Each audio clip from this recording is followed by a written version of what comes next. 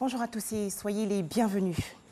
Pour commencer, le sommet extraordinaire de la communauté économique des États de l'Afrique de l'Ouest sur la crise au Mali. Les présidents des 15 États membres de la CEDEAO, dont le chef de l'État ivoirien Alassane Ouattara, ont appelé hier à la création rapide d'un gouvernement d'union nationale dans le pays et au maintien au pouvoir du président malien Ibrahim Boubacar Keïta. C'était hier, à l'issue d'une rencontre par visioconférence.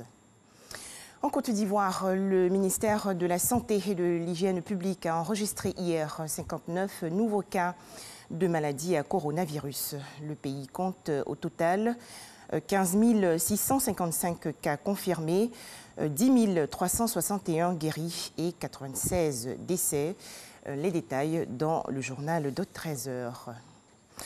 Toujours en Côte d'Ivoire, les fidèles musulmans vont célébrer l'Aïd el-Kébir ou la Tabaski le vendredi 31 juillet prochain. Et pour célébrer cette réjouissance, il faut bien sûr le mouton. La foire aux moutons a donc été lancée hier sur le site du parc à bétail dans la commune de Port-Bouët.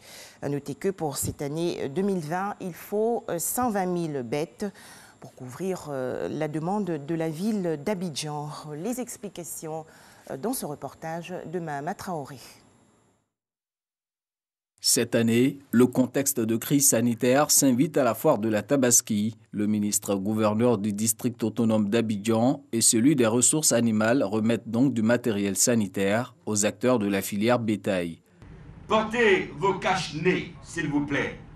Mettez une distance d'au moins 1 mètre entre vous, les commerçants et bien sûr tous les interlocuteurs qui vont en quelques jours fréquenter ces endroits qui ont été indiqués, et il nous faut réussir la bataille de la non-contamination de la Covid-19.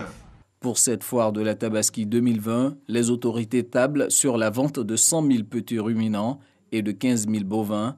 Elles indiquent aussi que toutes les dispositions ont été prises pour éviter une quelconque surenchère du prix de la bête. Le marché est suffisamment ravitaillé. Donc vous savez, quand on fait beaucoup et que le prix vont faire, la concurrence vont faire les restes.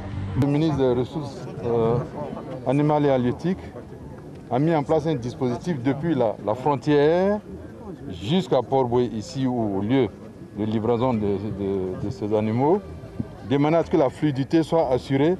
Au niveau de l'organisation, le minimum de taxes a été instauré, le minimum. Par conséquent, aucune raison ne pourra motiver l'augmentation des prix. Parce que nous pensons à la population et au bien-être de la population. En plus du parc à bétail de Port-Bouët, 5 autres lieux de vente sont prévus dans les autres communes du district d'Abidjan.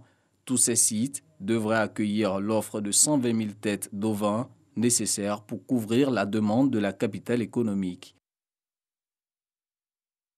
Les préparatifs du grand pèlerinage musulman en Arabie Saoudite. Le pays s'apprête à accueillir demain, mercredi 29 juillet 2020, les pèlerins en nombre très réduit en raison de la crise sanitaire liée au coronavirus. Une première dans l'histoire moderne. L'an dernier, 2019 donc, quelques 2,5 millions de pèlerins avaient effectué le Hajj, dont beaucoup venant de l'étranger, comme tous les ans. Mais cette année 2020, seuls 10 000 Saoudiens et résidents étrangers du Royaume sont autorisés à effectuer ce rassemblement.